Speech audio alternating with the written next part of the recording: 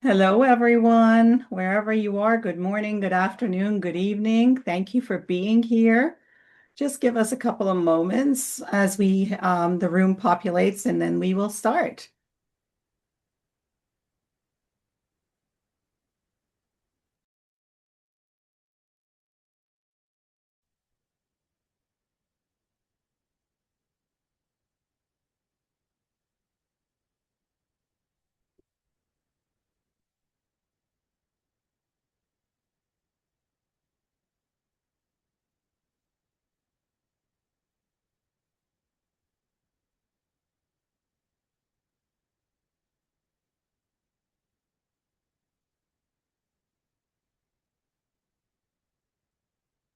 All right, just give us one more minute and we will begin.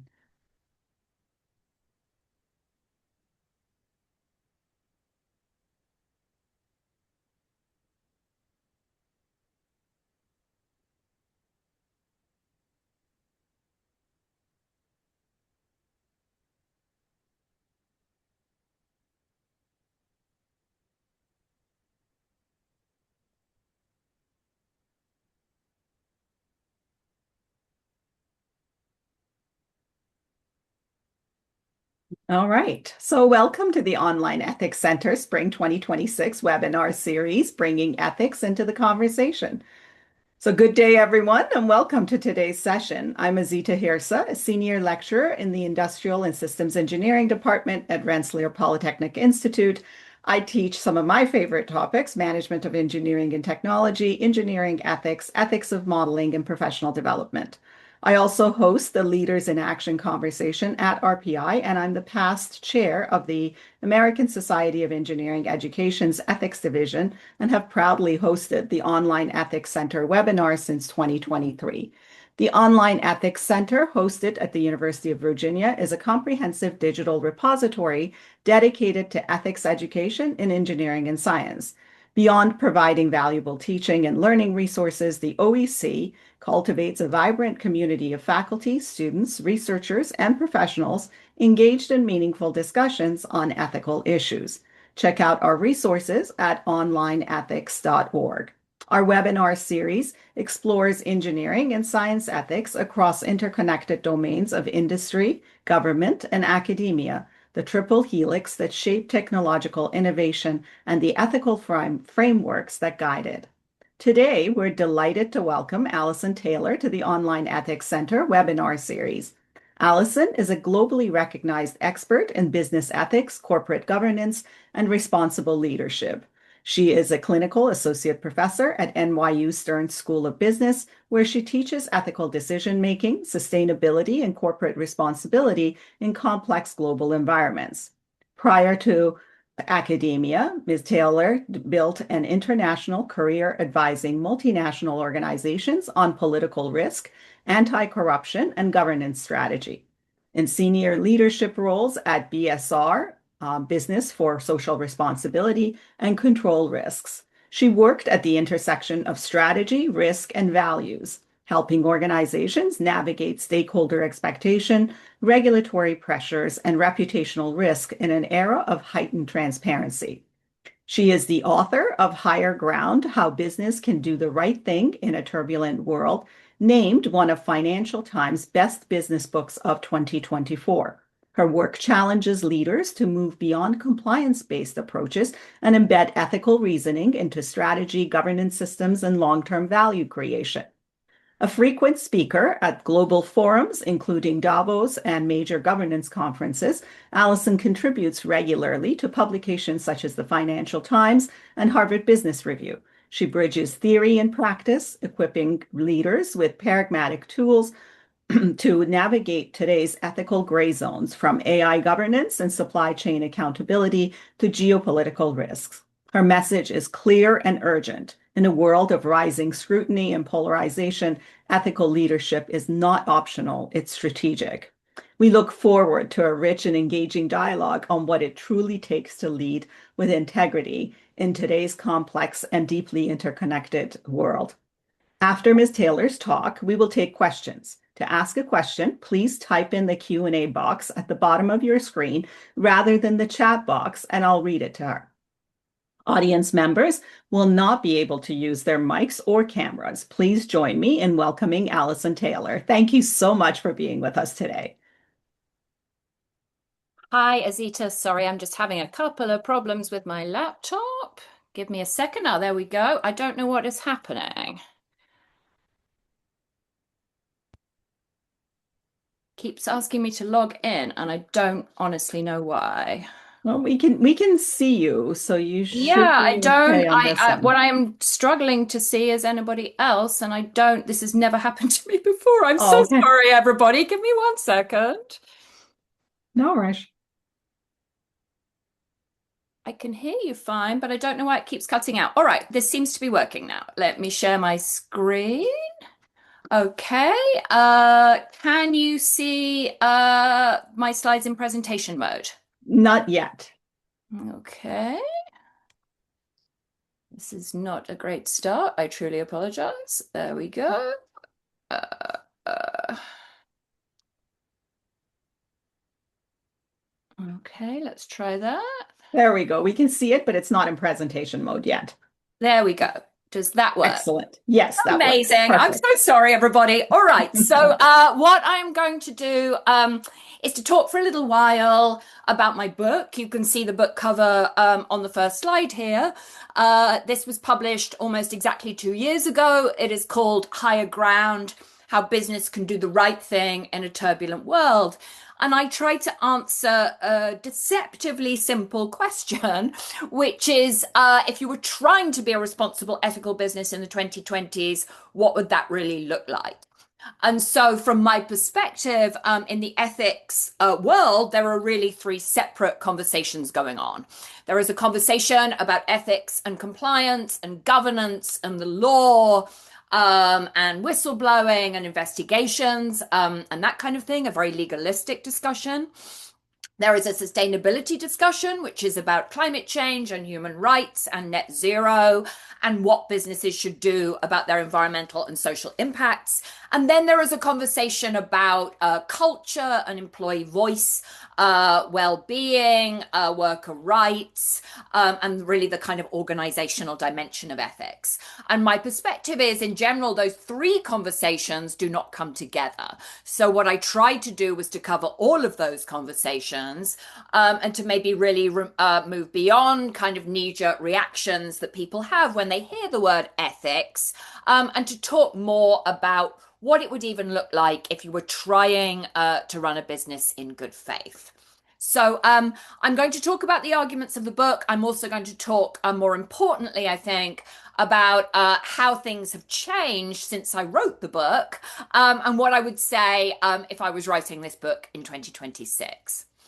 So let's start by saying that it has been, I would argue, it has never been such a difficult time to run a business. You can see a headline here from Bloomberg on the slide.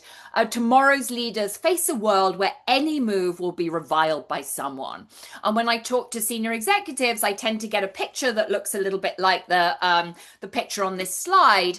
I think leaders feel besieged and they feel under pressure and they feel that there are few good choices. And one of the reasons I think for this, or the neatest, cleanest way I can put this, is that we're in an era where stakeholder expectations of business have in many ways never been higher. We expect business to take on environmental, social, political challenges in a way that we simply didn't expect them to a few decades ago. So our expectations have never been higher. At the same time, our trust in business to deliver on these expectations has never been lower.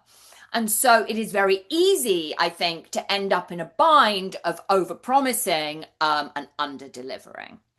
And so the immediate question I think we need to ask or answer, and this is really how my book starts, is how did we get to this situation in the mid-2020s? I say that there are three core megatrends or three core reasons. The first is transparency has become a weapon. The second is that business has become political. And the third is that the professional has become personal. So let's walk through each of those trends in detail. So the first, how transparency became a weapon, is in some ways relatively obvious. Back in the 20th century, the media was much narrower. There were just a few TV stations, there were a few newspapers.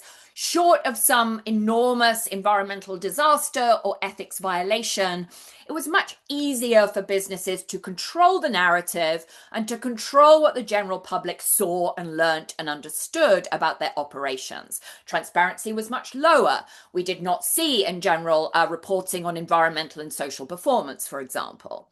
With the rise of social media, of course, all of that transformed. Now, anybody with a smartphone can capture evidence of what a business is and isn't doing. And that has, in a very real and concrete way, forced business into a far more interactive and dynamic and fraught relationship with a far broader group of stakeholders. And I think that in itself explains the rise of things like ESG and all the discourse we saw in the late 2010s around stakeholder capitalism. I think that's obvious, and I think that's well understood.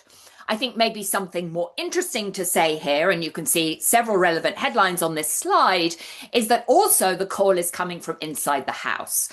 Today, you see many leaks of confidential information into the public domain. One recent example is there have been a spate of layoffs in Silicon Valley. Many employees filming themselves in conversations with HR and putting those conversations on TikTok. We see a stream of confidential information emerging from organizations every day, to the degree that executives need to assume that anything they say or do internally might become public information.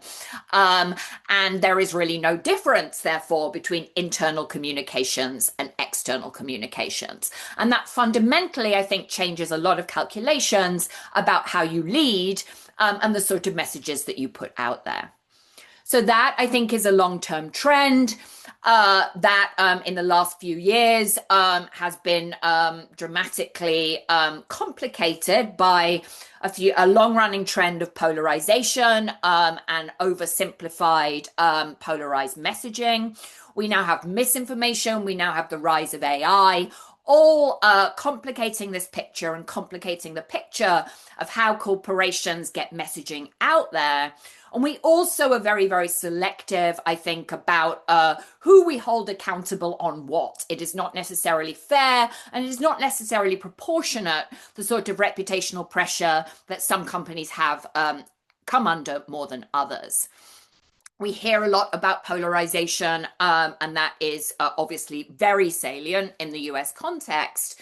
But on questions, there's a very interesting quote on this slide, on questions around, for example, consumer rights, processed foods, GMOs, we actually also see a convergence between the right and the left. So navigating this polarized dynamic is extremely fraught. And there is now a layer of additional pressure of retaliation and targeting by the current government. So messaging and transparency, responsible business people tend to oversimplify. I think actually it is a very fraught and complicated set of questions. The second trend I want to talk about is how business became political, and we might say business has always been political, and that is certainly true. But up until around 2013, there was an acceptance, at least in the US context, that business would not get involved in controversial issues where the public is divided. There is a famous quote from the 90s from Michael Jordan, Republicans buy sneakers too. And indeed, if you're Walmart, why would you get involved in polarizing messaging that might alienate a significant proportion of your customer base? There was a breakdown, however, in this consensus starting in around 2014 and really taking off during the first Trump administration, where we saw companies becoming far more willing to speak up on issues like police killings, on issues like immigration, on issues like climate change, and so on. I think it looked as if that was going to be a win-win. This aligned with the rollout and launch of kind of ideas around stakeholder capitalism. And I think a lot of companies got drawn into the idea that their CEO should stand up and say something on every single thing that happened in a way that I think fueled or set the stage rather for some of the backlash that we see in the early 2020s. You start to see this emerging also internationally, companies coming under extreme pressure after Putin invaded Ukraine to withdraw from Russia.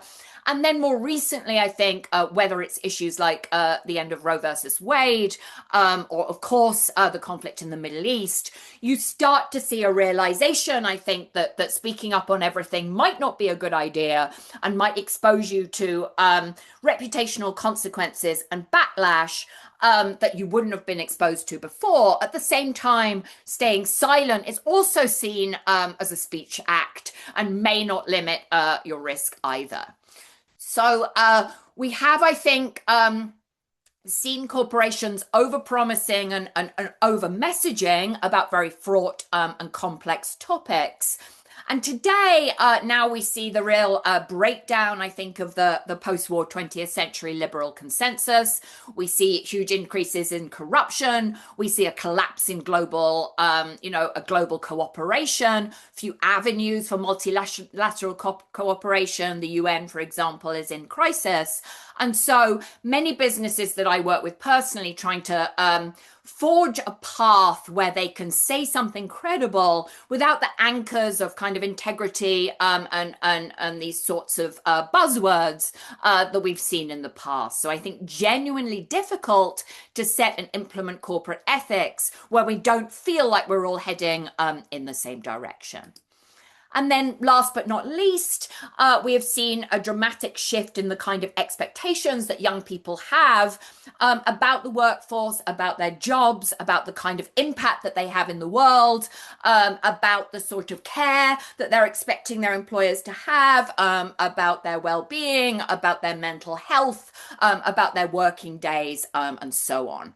There was a real phase of employee activism also in the late 2010s. Right now, we do not seem to be in a high worker power era, to put it mildly, not least because of fears over AI. But here's an interesting, and it's a global survey showing that activism by employees and by other stakeholders is set to increase over the next decade. Maybe it is less about taking to the streets and active protests and more about the kind of strategic leaking and cooperation on Slack and quiet quitting and that kind of thing. So different techniques, I think, from young people and different feelings about what that they can expect from their employers.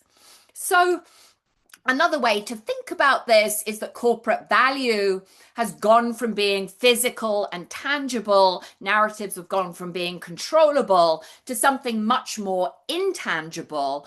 And so the boundaries between organizations and the outside world have dissolved in a very important and significant way. And corporations need to behave much more like open systems and less like closed, profit maximizing black boxes. So what's next?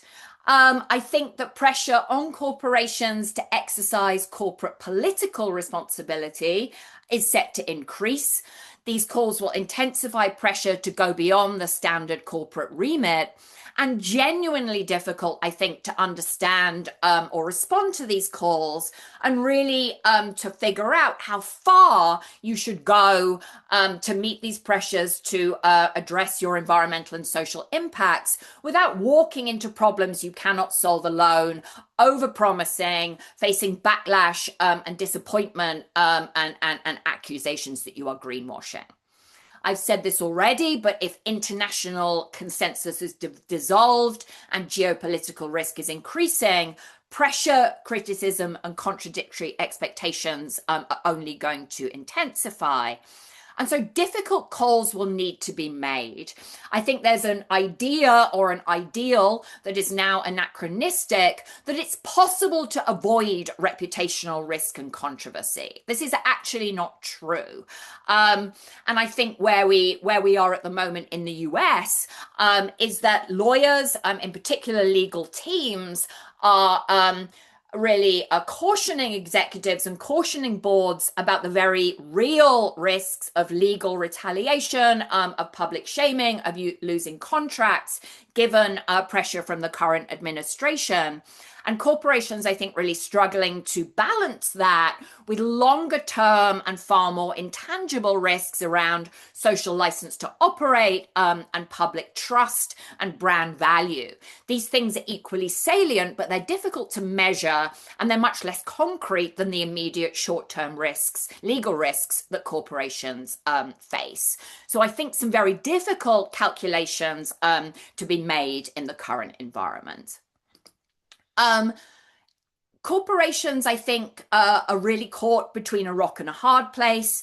We have progressive calls that they take on every problem out there. They address every problem out there. Nothing that they claim is going to be good enough. The sustainability community is very perfectionist and very critical. Against that, you have a very dominant narrative, right, of go woke, go broke. You need to stop talking about ESG. You need to stop talking about DEI. And so navigating between these polarities, these minimalist and maximalist visions of what it takes to be a responsible corporation requires restraint and it requires focus and is difficult to pull off. I think the kind of caution and unwillingness to speak that we see at the moment is highly understandable, but may not be sustainable, especially if the pendulum swings again, as it has done repeatedly in the last few years. I think there has been a tendency, and we can see here on this slide, an old materiality map from Unilever, where you can see the company has 30 or 40 priorities, many of which are big systemic challenges that a company that makes soap and mayonnaise cannot really solve. And so there was a consensus, there was a feeling, the best practice was suggesting that you could prioritize and solve all your environmental and social exposures. That was very fashionable for a long time. Where I think we see corporations moving to now is more around where that corporation has a legitimate voice and a legitimate role and direct leverage. And so Unilever had a lot of flack, I think, from moving away from this overpromising, but I think it made the right decision to focus now on 4 issues it can directly impact, which are nature, livelihoods, climate, and plastics. And you see similar moves towards restraint and where the company has leverage more broadly in the private sector. For example, Pepsi has dialed down its ambitions on climate and plastics, areas it cannot solve alone, but doubled down on regenerative agriculture, where it has a lot more direct leverage over its supply chain. I think there is also maybe a lack of awareness of something very, very important, which is from the activist community. Certainly activists attack underperformers. They attack the oil and gas industry, for example. They also attack leaders. They also attack corporate responsibility leaders for very good and understandable and logical reasons. I'm sure many people on the line, to give you a very concrete example, have been following the pressure that Starbucks has been under over labor rights and union busting. This, I think, is a very, very interesting example, not because the allegations are untrue, the allegations are true, but union busting and undermining labor rights is hardly uncommon in corporate America. And I think the interesting point I want to make is that Starbucks is a leader, objectively, not just on sustainability writ large, but also on employee welfare, employee benefits, pay, flexibility, diversity, inclusion. it does better than other companies in the restaurant sector. So it is being targeted by activists, but not because it's a laggard, but because it's a leader. And if you can get Starbucks to move, that puts pressure on the rest of the restaurant sector. And I think we see these dynamics play out with reputational risk all the time, that the companies getting the most flack, the most press, the most media attention aren't necessarily the companies doing badly. They're the companies that take a leadership position. I don't think that's widely understood, and we tend to instead put out this rather simplified message that if you just engage your stakeholders, you'll have reputational upside and there'll be no downside. And the point I would make is reputational risk is not some kind of linear, fair accountability mechanism. It's more of a funhouse mirror. I think that there are very important and complicated considerations. Maybe we can get into this when we talk in the Q&A about corporate advocacy in a time of social outrage, in a time of polarization, a time of misinformation. And I think the idea that you need to speak up on every passing issue, that your employees are expecting you to say something every time something happens, is anachronistic. At the same time, there are times you cannot afford to stay silent. We've seen, for example, with recent events in Minneapolis, something that looks very stark, I think, to many members of the general public, where you have ordinary people prepared to protest, prepared to go on the streets, prepared to, in some cases, risk their lives, contrasted against what seems to be silence from far more powerful corporations. So in the end, 60 CEOs in Minneapolis did write an open letter and did express, concern and also suggest that they were working behind the scenes to try to address some of these very disturbing conflicts and very disturbing actions underway in Minneapolis. And so what I think maybe the way forward is not that you stay silent all the time and not that you speak up all the time, but you think rather clearly about whether the issue is an issue where you have a legitimate voice, where it directly affects your business, where it directly affects your people, rather than speaking up on every kind of tangential issue. So I don't think silence is viable. I don't think constant voice and constant activism is viable either, not least because employees are looking under the hood and seeing whether your speech matches your action. It's fascinating to me, I think, in the classroom that my students are more angry about flip-flopping and hypocrisy than they are about a corporation having the quote unquote wrong opinions in the first place. So there is a real focus on authenticity. There is a real exhaustion with hypocrisy and greenwashing. And a real need to connect, I think, your narrative, what your corporate affairs team, your communications team is saying with what you're actually doing beneath the surface in your HR team, your ethics team, your sustainability team, and so on. So there's also a need, I think, to communicate and coordinate across functions in a way that didn't used to be the case when you could get away with messaging alone. And you can see on the slide, this is from an article I wrote also a few years ago called Corporate Advocacy in a Time of Social Outrage. And I think a lot of the recommendations in that article still apply. Sometimes the backlash can be worse than your effort to manage the backlash. We can see, for example, Target right now getting absolutely disproportionate attention in the media for flip-flopping on DEI, even though it didn't really do anything different than any other company in America right now. So again, the anger with changes of direction seems by far the most, kind of dangerous exposure that you can have. And I think we can contrast Target's current position with the position of Costco. Now, Costco has not dialed back its DEI initiatives. That's partly because they were more conservative and more restrained in the first place. So I think Costco was maybe more thoughtful about the claims it made originally. But I think Costco is even more interesting because Costco is currently suing the Trump administration over tariffs and is by far the most prominent company to do so. So I think there's a common consensus at the moment that it's very, very dangerous to say anything at all, that will lead to retaliation, that will lead to backlash. And it's very, very interesting to me that Costco, partly because it's got a really loyal bipartisan customer base, and even more importantly, because it treats its workers with dignity and respect, so has enormous employee loyalty, enormously low turnover. Really everybody loves Costco.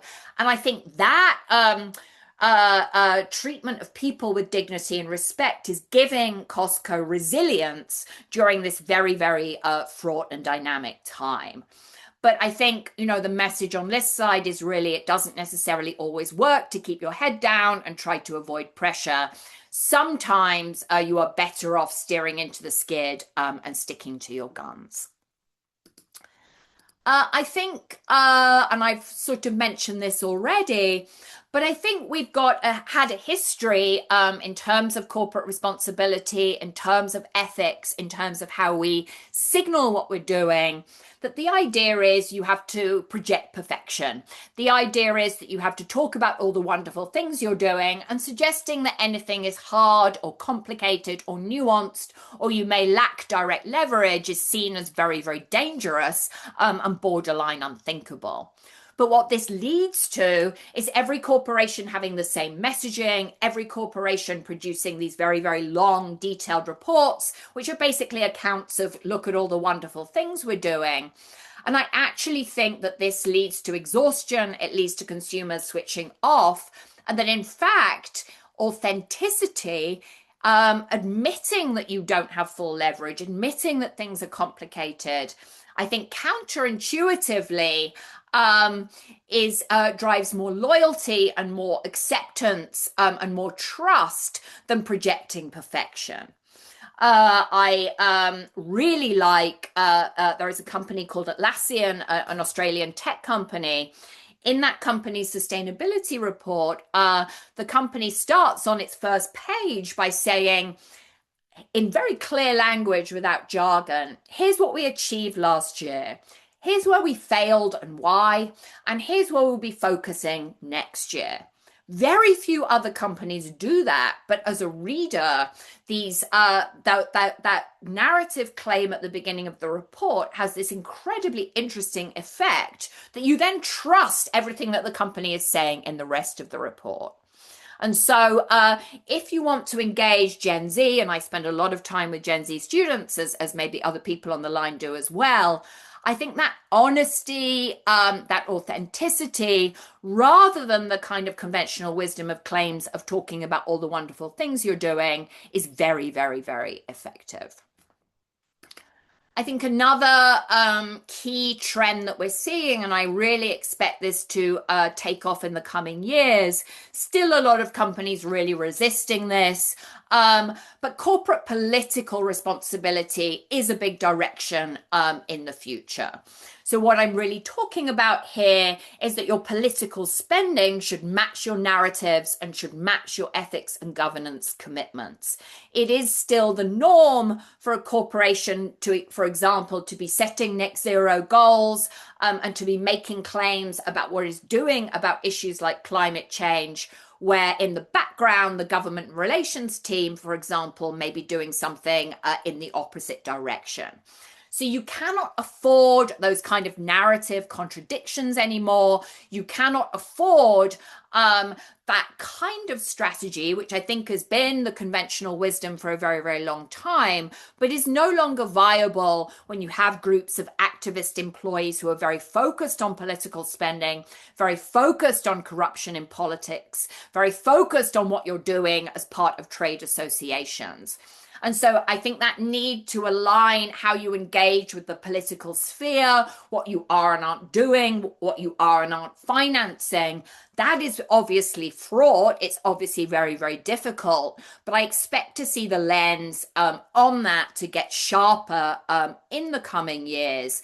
And it really means that any viable corporate responsibility strategy in the future really needs to put political engagement front and center. So I'm going to conclude in a few minutes. But maybe, to summarize some of what I've said during this talk, we're in an era where there is no longer a global consensus on anything, even democracy, even capitalism. And where navigating controversy is the new normal. It is not necessarily something you can avoid by keeping your head down. Many companies, I think, struggling to adjust their expectations and approaches in this current environment. And so where I think we're going is from an era of overpromising and big commitments to an era of acknowledging systemic challenges and picking your battles very, very carefully.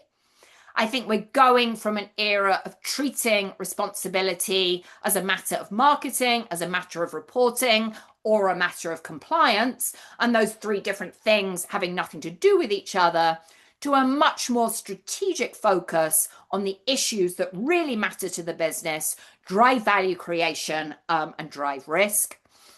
I think we're moving away from alienating jargon and three-letter acronyms, ESG and DEI being prominent examples that have become toxic, to talking in clear language people can understand. I think fairness, I think worker rights, I think affordability. I think overall the key is to understand and signal that treating human beings with dignity and respect will give your business resilience. I think we need to move away from defensive messaging to making integrated decisions across functions. And then finally, moving away from misalignment between your public positions and your policy engagement to really good faith efforts to try to close the gap between what you say and what you do. So I will pause there and look forward to hearing any questions or comments from anyone in the audience. Absolutely. Thank you so much. This was so thought-provoking. It's gotten me with a lot of questions that I want to ask you. But everybody else, I don't see any questions in the Q&A box yet. So if you have any questions, please go ahead and post them there, and I will read them. I have a couple of questions I want to ask you, I guess for clarification, perhaps. One of my questions has to do with risk and incentives. If reputational risk is unavoidable, how do leaders distinguish between acting from conviction to reacting public pressure?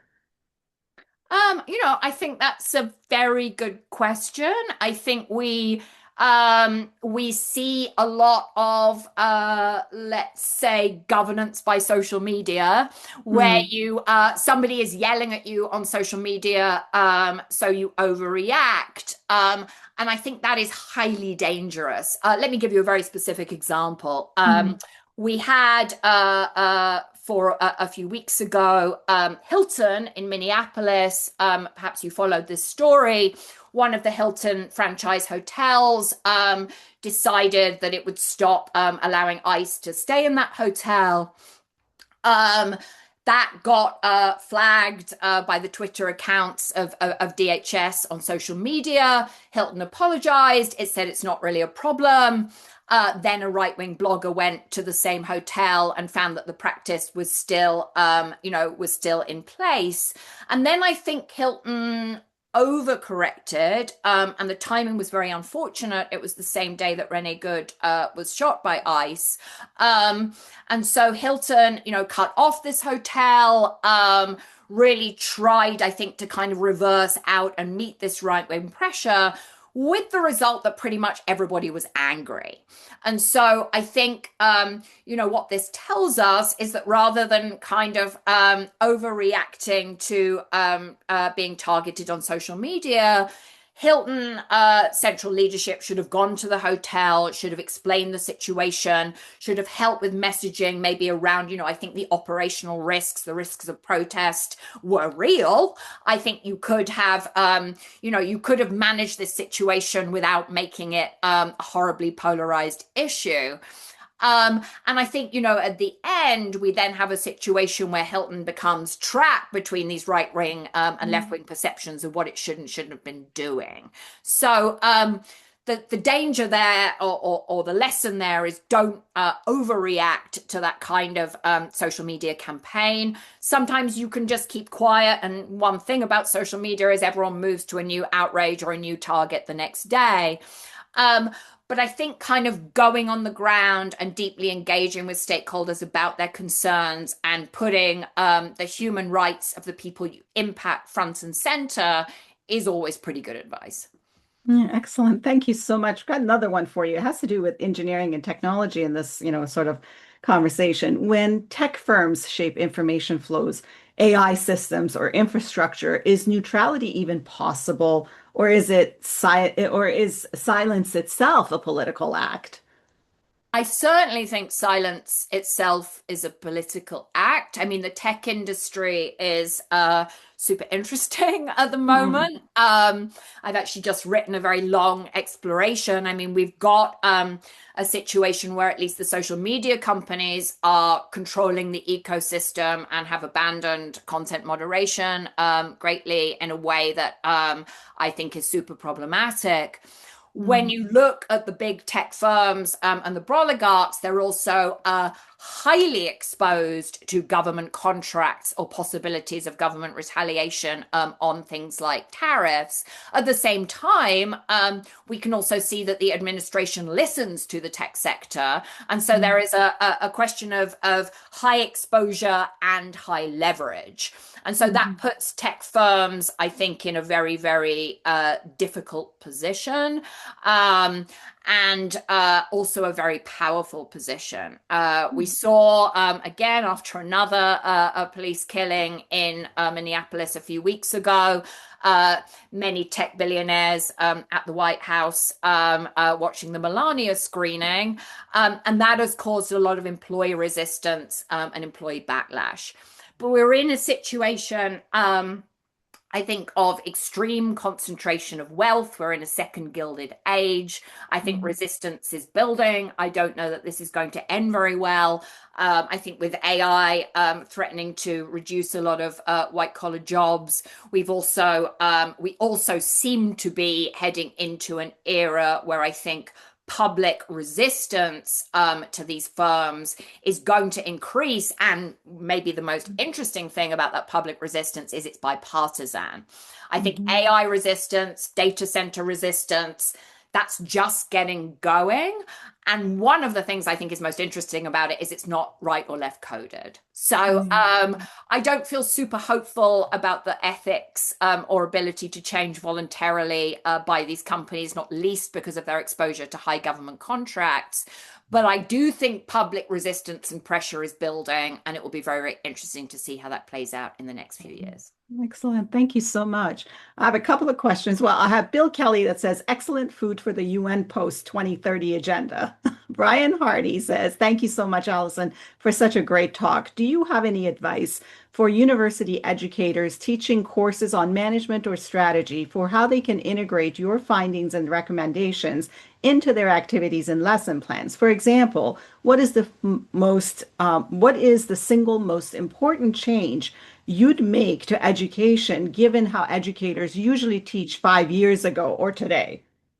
Oh gosh, well, there's so many ways to, I mean, I can answer that question in kind of form or in substance. I think the biggest challenge for educators at the moment is, of course, AI and LLMs and how people work. So on a personal note, I 60% of my class grades at least is now on presentation and participation. I have a no screens policy. I try to have a conversation with students at the beginning of term about what fair use of these tools looks like. We try and agree a protocol together. So I'm not trying to kind of police this. I don't think that is going to help. And I think actually young people are increasingly aware and concerned about how this is going to affect their cognition, how this is going to affect their employability. So I think kind of how you teach topics is maybe the issue that I am wrestling with most actively. Um, Mhm. I think if we're thinking about conversations about responsibility and ethics specifically, what I have found to be helpful is not cheerleading. I think there is a tendency, particularly in teaching sustainability topics, to say everyone should believe in stakeholders. And if you're not doing this, you must be an idiot. And the problem, I teach in a business school. The problem is that students will be going down the hall and sitting with a finance professor and hearing a completely different perspective. So I think rather than me naively cheerleading and sounding like Pollyanna, I think we've got to bring these tensions into the room. Why might a finance professor think this is a bad idea? Why might this be more complicated than it looks? Why might smart people criticize these ideas? Why might we be seeing this backlash? And so I think to bring those tensions and debates into the room is the way to build student trust and student engagement. But you can go too far. They're pretty cynical and pretty nihilistic. So I think also you don't want to fuel that. So I think it's about encouraging critical thinking, bringing the debates and the conversations that they're hearing about elsewhere into the room, but not making them feel hopeless and like they can't change things. And I think that's the line that we've all got to walk as ethics educators today. That's excellent. Thank you so much. And that's why I reached out to you because you are management, first professor. And, it's really important for our students on this end or for the engineers and the scientists to understand what's going on. So you're right that having everybody at the table discussing these things or saying, what does this person think about is really important. I have Yeah. an anonymous question. Are there scenarios where business leadership should consider degrowth or shutting down when they systematically fail to adopt macro ethical principles that prioritize the public benefit? I mean, there's a big conversation, of course, about degrowth in Europe. I worry about the political dimension of that. I think it's a very easy, broad target. I don't know that it helps the long-term agenda. I also don't know that any business will ever go voluntarily out of business because it's got a toxic and predatory business model. So I recognize the urge, I recognize the thinking and the sort of, some businesses shouldn't exist. I kind of tend to agree with that. But I think we need to be realistic and maybe engage with the business community where it is. So one of the things I didn't mention in the talk that I think is really interesting is quite often it is companies in very controversial and challenged sectors that are doing the most interesting work. We tend to focus on consumer-facing brands, making claims, brands in apparel, brands in food. Very controversial and debatable example we could probably spend all day talking about, but Philip Morris is a company that is trying to address its underlying business model. We could say that's bad faith. We could say that's good faith. But unlike other tobacco companies, it is moving away from, cigarettes to other smoke-free products. It's even invested in, medical businesses. And so easy to criticize, obviously, but I think it's an example, at least, of a company that is at least acknowledging its existential challenges. And you can compare that to a social media company where I think there's such active efforts to avoid acknowledging your existential challenges or address them. And we see this with the trial underway where Mark Zuckerberg is testifying right now. We can see actually that the landscape for social media looks a lot like the landscape for tobacco in the 80s. So I kind of agree in an ideal world, it would be lovely if casinos and private prisons and tobacco companies would voluntarily put themselves out of business and oil and gas firms while we're at it. I don't think it's realistic. And I think we need to, I personally will be engaging with these businesses where they are and trying to get them to move on the topics that I think they can move on. Great. Thank you so much. If you don't mind, I'm going to bring it back. I don't see any questions, but please go ahead and put questions in the question box. I want to ask you, I want to bring it back to this idea of engineering and technology. And so one of my questions deals with speaking up in hierarchies. This is one that comes up in class all the time with my students as Yeah. engineers. large engineering organizations are very hierarchical and deadline driven, right? So, what practical structures best protect engineers who raise ethical concerns when those concerns are threaten timelines, revenues, executive priorities? What are your thoughts on that? Yeah, I talk about speaking up and whistleblowing in Mhm. my required ethics class, and I present students with this scenario. I'm very happy to share it with anyone that's interested about would you hire a whistleblower? Um, Mhm. and what it reveals, I think that managers feel very, very ambivalent about people that speak up. And I think we all know, and I think students know that speaking up, it's kind of baked into the question. Speaking up is risky. It leads to retaliation. It is not career enhancing in general. It clearly requires a lot of personal courage, but there's still this sort of widespread snitches get stitches kind of mindset Mhm. out there. What I think is interesting, and maybe as part of an answer to this question, is that we're seeing a shift away from individuals calling the whistleblowing line and risking their careers to much more collective action.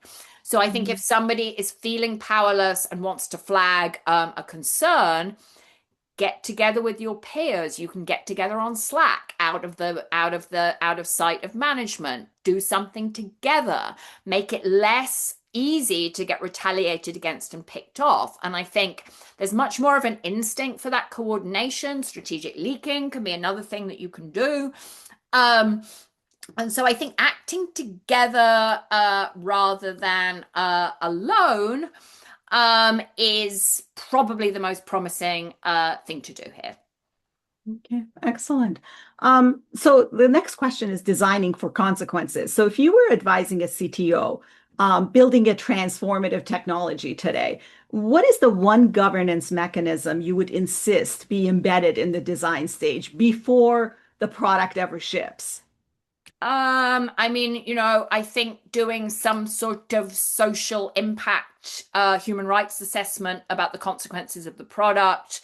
Mm, Um, I would insist on. I think there's lots of very original leading thought in human rights, about tech in particular.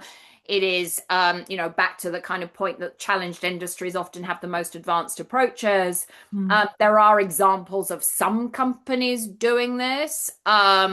I feel like it seems naive to ask for governance and controls and that kind of thing. But I think thinking about the social impact of your product and your services and getting input from a broad group of stakeholders is going to be useful for everybody. And I think we increasingly have a group of employees in tech firms that are very concerned about these questions, are willing to leak, are willing to report, and want to engage in these questions kind of. And so it's about maybe a different way to put this is about taking these considerations and these measurements beyond the ethics and governance functions. okay, excellent. Thank you. One more, optimization and obligation. Engineers are trained to optimize for efficiency, cost, and performance. How should organizations redesign their decision models so that human impact and long-term societal risk are treated as constraints and not as trade-offs? I think that's really difficult. Mm, Maybe one answer is we need to move beyond this kind of hero driven, individual driven, move fast and break things model of innovation. I think mm, innovation and ethics tend to be pitted against each other. This is again embedded in the question. So we need more collaborative innovation models. We need to understand that a broader group of perspectives and voices at the table will strengthen your product and strengthen your resilience over time, rather than the kind of just roll it out and we'll think about the consequences later mindset that we see dominant here. But I mm. think this is very, very tricky, and I don't know how near we are to resolving this. Excellent. Thank you so much. I don't see any questions in the chat, so I will turn it to you. Do you have any questions that you want the majority of our students or the majority of our audience tend to be our students and academics, faculty and such researchers. What are some of the things you want us to start thinking about in terms of management and really understanding and wanting to get closer to management? What are some of your questions for us? Well, I'm curious how ethical topics are tackled in the engineering context. Is it that you get a certain mindset and a certain view in some classes, and then you've sort of got these ethics classes pasted over the top in a way that's contradictory? Or what are the opportunities to align this thinking and make it more embedded? Okay. All right. If anybody in the audience wants to respond to that, please by all means answer in the Q&A. Are there any last minute thoughts that you have, things that you want us to walk away with? I think just that we're entering a very fraught and difficult era, but that doesn't mean that ethical minimalism is going to be viable or protect your organization over the longer term. Yeah, great. Thank you so much. It was such a pleasure having you. I know you have so much demand on your time, and it was just it was an honor to have you here with us today and be able to speak with you and understand from you and learn from you. So thank you so much. I also wanted to thank the director of the OEC, Rosalind Byrne, who's also online with us. And my favorite person, Tracy Marshalls, who I depend on for everything that happens back end with the technology. So thank you, everyone, for being here. Thank you, Alison, for your time and for the knowledge that you shared with us. And I'm going to go get a copy of this book and start reading it and using it in the classroom because there was a lot in here that we could talk about in the classroom. Thank you again. Thanks so much. Have a great All right, weekend. take good care. Bye Thank bye. you. Bye-bye. Goodbye.